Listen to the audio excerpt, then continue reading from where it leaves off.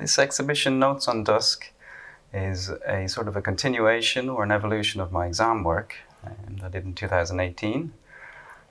So it's looking at kind of technique and the material and light, those kind of three things together. And I tried to simplify what I've done before within the form and the pieces themselves, and to see if I can still get a similar expression that I'm looking for.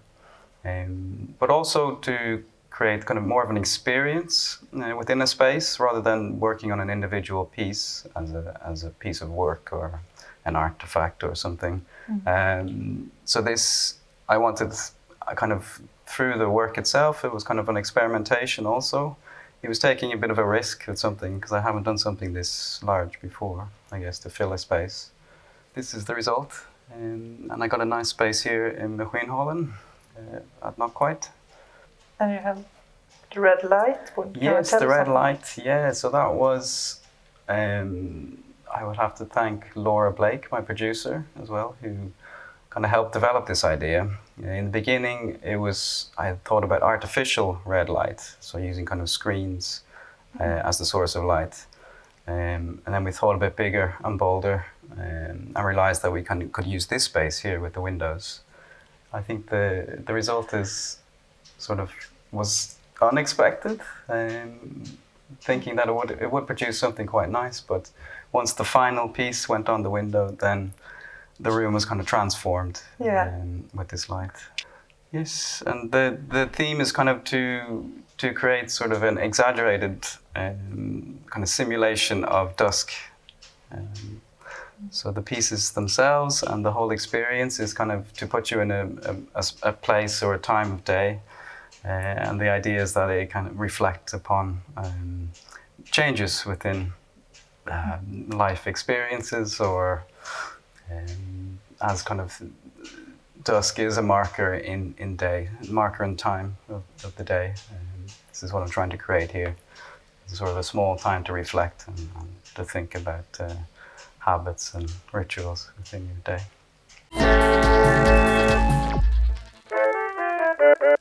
My name is Rob Curran. I live in Dalslonged. I'm originally from Ireland and came here some years ago. I did my master's at Hodeco Holland in Steneby. So it was the wood department, applied arts and design. I work mostly in wood, focusing on kind of technique and steam bending, which is something I quite enjoy, and was a big part of my exam work.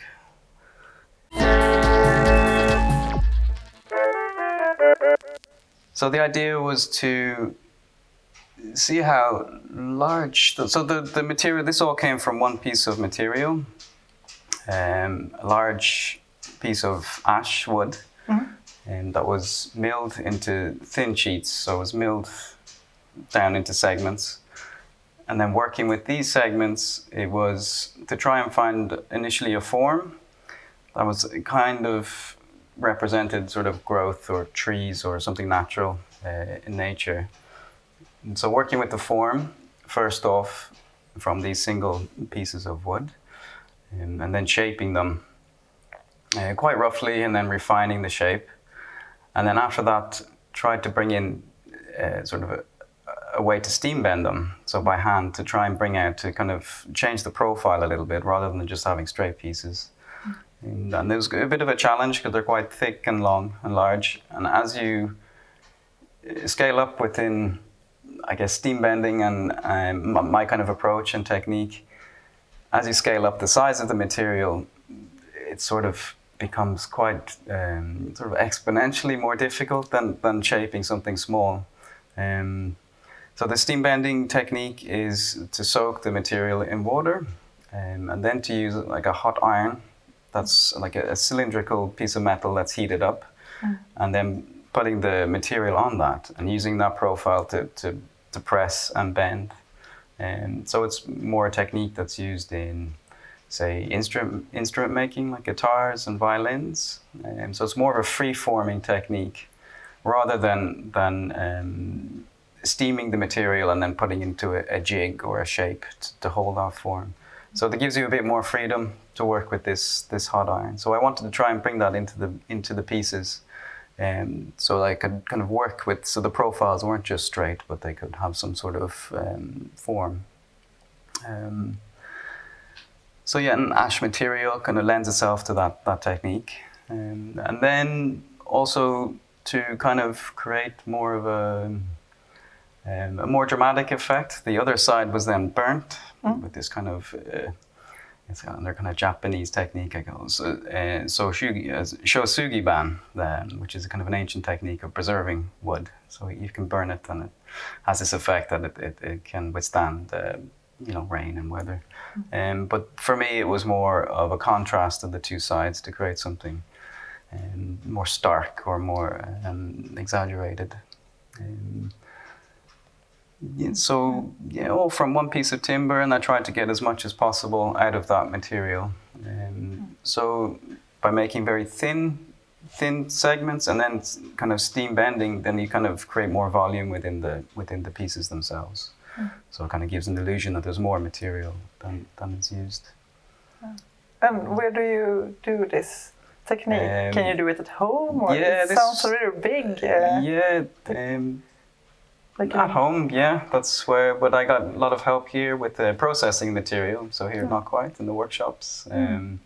But then taking them home and just using very thin tape to kind of eyeball the form that I want to cut out, and then slowly removing material to get these kind of almost elongated teardrop shapes. And then, at home, kind of wetting the material, letting it soak, and then steam bending. The contrast, if you see both sides, under this light, the wood, I've heard a lot of people thinking is textile, and so the light kind of affects how it appears. But if we look closely, you can see the wood grain, and in some cases how I try to follow that as a natural, it dictates maybe the form of the final pieces. And then you can see where the surface meets the kind of burnt surface. You can see that it's come quite close. It kind of tapers into it. So it kind of gives an illusion of something that's thinner or thicker. It's hard to tell. And then when you look closer at the burnt side, you can there's a nice effect from that. It's a kind of a satiny, kind of shimmery kind of effect when you look closely. So I think that's quite interesting in the material, how many effects you can take from it or produce. So I think that's I think they're quite simple in their finished pieces, but the work that goes into it kind of delivers that, or it makes makes them come to that point. So.